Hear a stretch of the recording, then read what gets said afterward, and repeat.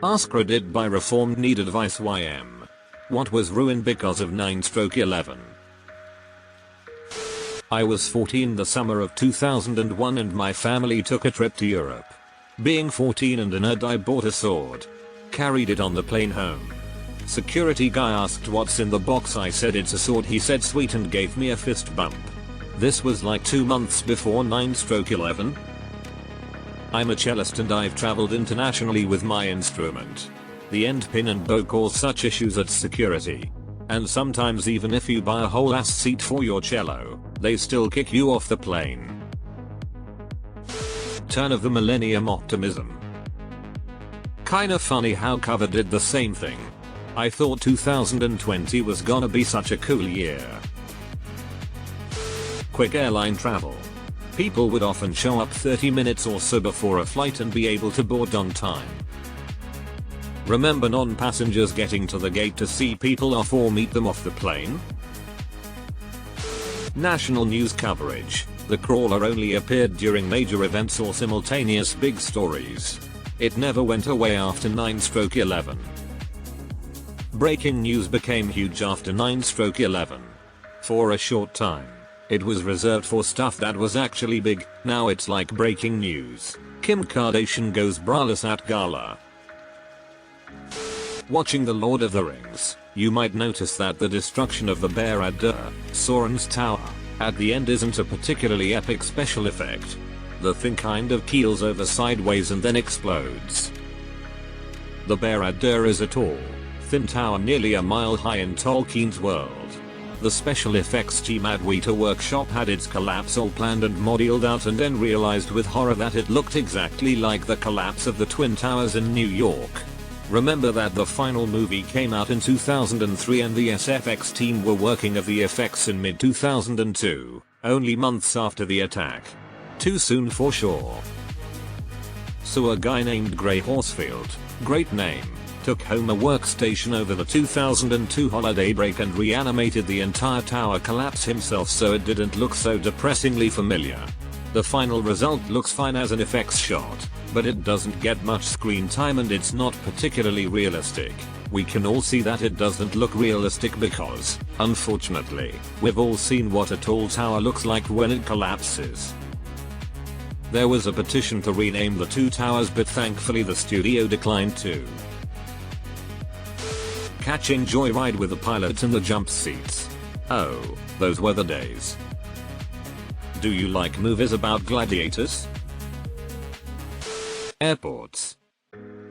We used to take $60 minus $120 flights to Texas, Florida, California, Washington, New York, Nevada, etc. willy-nilly. In and out. Like going through a mall. Yes, everything about airports is an expensive, time-consuming pain in the ass now. That Tsar can kiss my ass. The agents in Phoenix tested my 11-year-old's phone for explosives. The agents in Norfolk tested my 13-year-old's wheelchair, that they had provided 15 feet away, for explosives.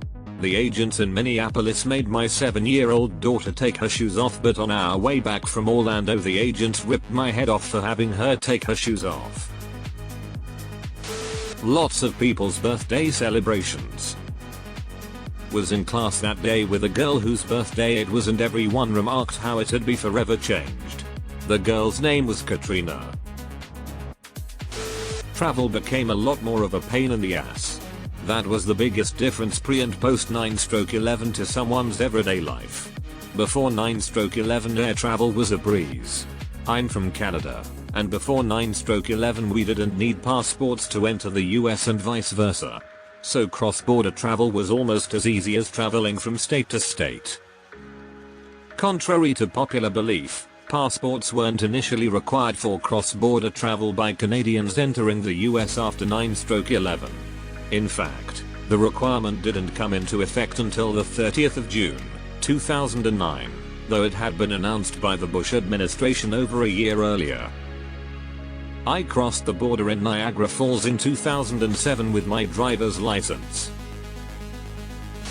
Civil liberty right to privacy because of the Patriot Act. Snowden exposed it, and look how that turned out. It's in everyone's best interest that we know what everyone is doing at any time, anywhere.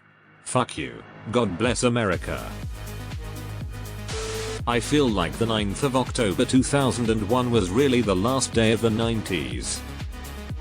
I've always said that 9/11 was the day the 90s died. Our overall idea of Middle Eastern people.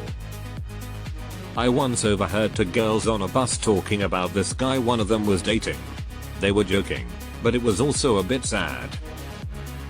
From the Middle East? What does he look like? You can say he looks standard with a beard and all. OMG, are you dating a terrorist? Laughs. Yay, the perception of people from Middle East and Southwest Asian countries got fucked after 9/11. Growing up during that time was not the best, I'll say that. My time in the military being an easy, fun way to get money for college. I got my orders to my first ship the 9th of July 2001. My husband graduated his USMC boot camp on the 9th of September 200, the last batch graduating in time of peace. Chuck Palahniuk's second novel, Survivor, wasn't made into a movie. Fight Club was a huge hit, but Survivor was skipped because the main character is basically telling his story while crashing a hijacked plane, which wasn't really appropriate after 9/11. So we got a movie adaptation of Choke instead, which has its merits, but was never going to translate well to the big screen. There was a Jackie Chan movie in the works about how he was a worker in TWC. Cancelled for obvious reasons. The episode of The Simpsons where they go to New York because Homer's car is parked on World Trade Plaza. It features the regrettable quote, "They stick all the jerks in Tower 1. It sucks because that episode was an all-timer. Or yuck. Jim the Crab Juice. Hey immigrants. Go back, country's full. Officer Steve Grabowski will be there soon. Air travel, civil liberties, global perception of the US, and the Twin Towers. 9/11 didn't ruin our global reputation. We did that one ourselves. Nothing about the Iraq War or a 20-year occupation of Afghanistan was inevitable in the wake of 9/11. Visiting the cockpit as a passenger? Country music. Post 9/11, all the biggest hits were, Rah Rah, USA, We'll Fuck You Up Son. They basically chased anyone who wasn't a strict conformist out of Nashville. The Dixie Chicks went from one of the three biggest acts in the entire genre to gone just because they said they didn't support the war in Iraq. For a genre founded on being outlaws and working class leftists against the man, this was huge. Mainstream country music hasn't recovered and likely never will. Outlaw country is coming back. It's not totally mainstream, but plenty of people are getting sick and tired of stadium country. It's a running joke that all modern country is about trucks, dirt roads, beer, blonde-tanned women in booty shorts kicking it in the bed of my pickup, etc. It's slowly getting back to its non-bootlicking roots. Digital privacy. I don't think there was ever a chance that digital privacy would prevail. The internet has pretty much always been a surveillance state. Country music. Where were you when the boys built a ladder to heaven? It was a bold masterstroke by a devious monster. By the actions of that one day, they were able to cause a huge disturbance in the society of many countries, mostly to the US. The wars in the Middle East, the creation of Homeland Security, passing the Patriot Act, the drastic changes in airline travel, the blatant mistrust of any Muslims, the tragedy that was and is the prison at Guantanamo, the cost in lives and money was enormous. In Osamus actual words, now America will experience a choking life. Iraq. 9/12. I had a kid born the 9th of December 2002. My bad. The Twin Towers. I was going to post the same thing, but I thought it might be in bad taste. Then I remembered this is Reddit and it's probably already been posted. America. This country was far from perfect. I'm not going to pretend there weren't vast problems. However, this country has dramatically gotten worse since 9/11 was a true point in time where the government started working overtime to both undermine our civil liberties and erode trust in itself as an institution. This has had a knock-on effect all over society. For my generation, Columbine was supposed to be the event that separated before and after. Unfortunately, it was 9/11. Every decision we made in the aftermath made us worse as a society and as a functioning country.